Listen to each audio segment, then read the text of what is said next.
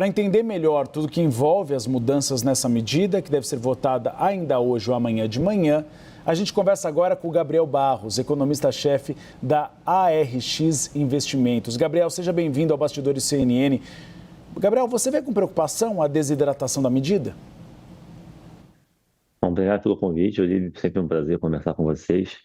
Olha, eu acho que o governo está sendo muito estratégico, está sendo, acho que, mais inteligente do que a oposição no tema da MP 1303 pelo seguinte, vamos lembrar, vamos dar um passo atrás. Essa MP, ela só existiu em função da derrubada do decreto de IOF, que depois foi restabelecido por decisão do ministro do Supremo, Alexandre de Moraes, e que, em condições normais, deveria sair da mesa, né? Uma vez que o decreto de IOF foi restabelecido, essa MP, que foi editada justamente para substituir a perda fiscal, se ela for aprovada, o governo vai ter um ganho duplo.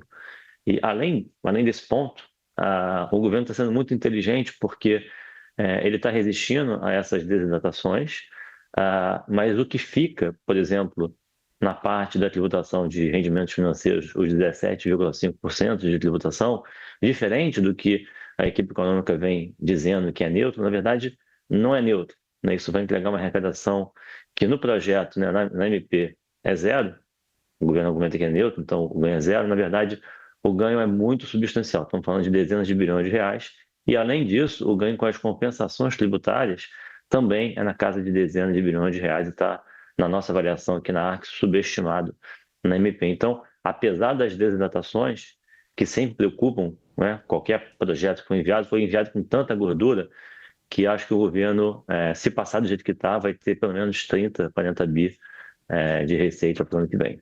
Talvez uma estratégia, exatamente como o senhor aponta, para que se coloque muito mais, para que se corte e aí chegue a um valor que pode ajudar as contas públicas do governo.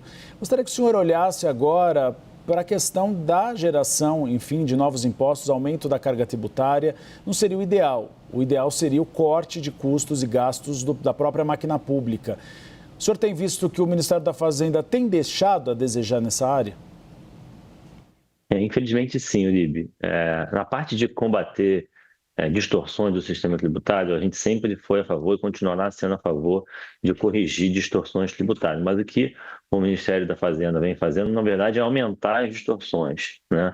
Quando você vê vários títulos de renda fixa isentos e incentivados que vão ficar com a regra atual, ou seja, não vão ter mudança de tributação, e o governo insiste, ao mesmo tempo, em manter os 17,5%, isso aprofunda uma distorção no mercado, piora a distorção no mercado e não melhora como o governo vem argumentando. Então tem um problema, sim, nós já tivemos até a oportunidade de conversar com vocês na CNN, quando o governo propôs o arcabouço, ou seja, lá em 2022 ainda, e nós somos críticos há bastante tempo desse arcabouço fiscal por razões explicitamente matemáticas. Quando a gente faz conta, esse arcabouço ele só fica em pé se o governo tiver todo ano uma arrecadação extraordinária de aproximadamente 150 bilhões de reais. E é por isso que a gente falou que era muito difícil manter esse arcabouço por muito tempo.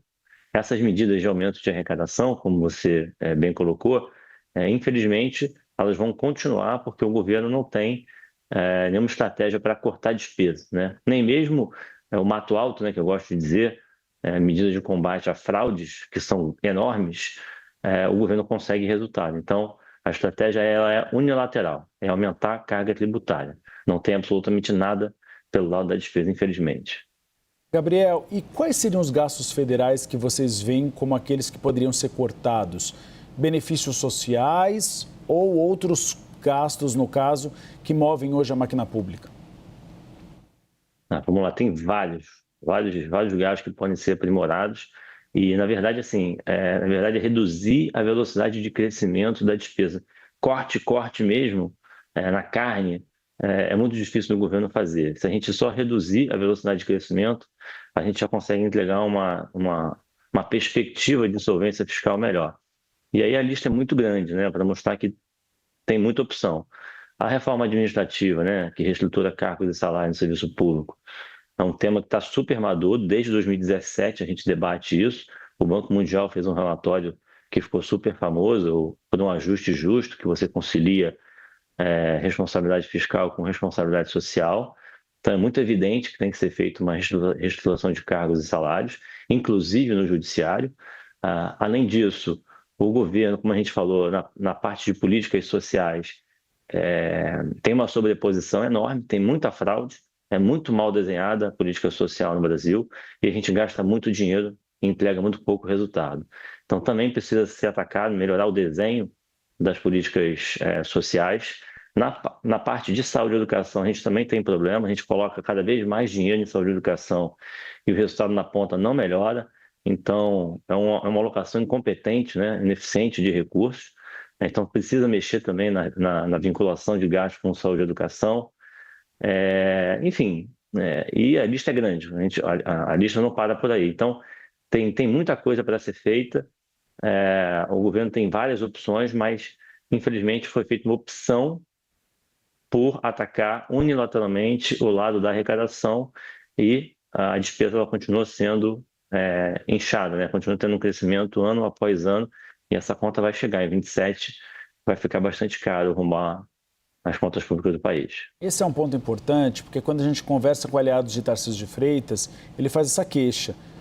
Quem assumir a máquina pública em 2027 vai ter um trabalhão com a possibilidade, por exemplo, de ter que fazer uma nova reforma da Previdência, com a possibilidade de mudar o arcabouço fiscal, com a possibilidade de ter os precatórios também se avolumando. Como o senhor vê o cenário para 2027 até 2030? É uma crise contratada, para 27, porque tem tudo isso que você falou, tem os precatórios, tem que mudar a regra do salário mínimo, o arcabouço fiscal, claramente, né, esse castelo de cartas cai em 2027, então é muita coisa para ser feita, tem que mudar o limite de saúde e educação, tem que mexer nas políticas sociais, como a gente falou, tem que fazer uma fusão, tem que aprovar uma reforma administrativa, né, para acabar com esses privilégios que existem no setor público do país. Enfim, o capital político vai ser consumido muito rapidamente em 27, e quando tirar esse crescimento econômico anabolizado pelo fiscal frouxo, o PIB vai desabar. Então, essa sensação de bem-estar que a gente está tendo agora é uma sensação falsa, né, artificial, porque o governo está gastando muito com políticas que são insustentáveis, e aí quando tiver que ser revisto, e aí o dia da maioridade, né, é 2027, a gente vai ter que sentar na mesa como adultos para realmente resolver esses problemas. Esse crescimento econômico vai vir para baixo e a gente vai ter os efeitos sociais desse PIB mais fraco, né? Isso vai produzir desemprego, aumentar a pobreza. Então, é um ajuste bastante doloroso que a gente consegue enxergar que vai ter que ser feito em 27. Conversamos com o Gabriel Barros, economista-chefe da ARX Investimentos. Gabriel, seja bem-vindo aqui à CNN Brasil, espaço sempre aberto para você. Eu que agradeço, muito obrigado. Obrigado.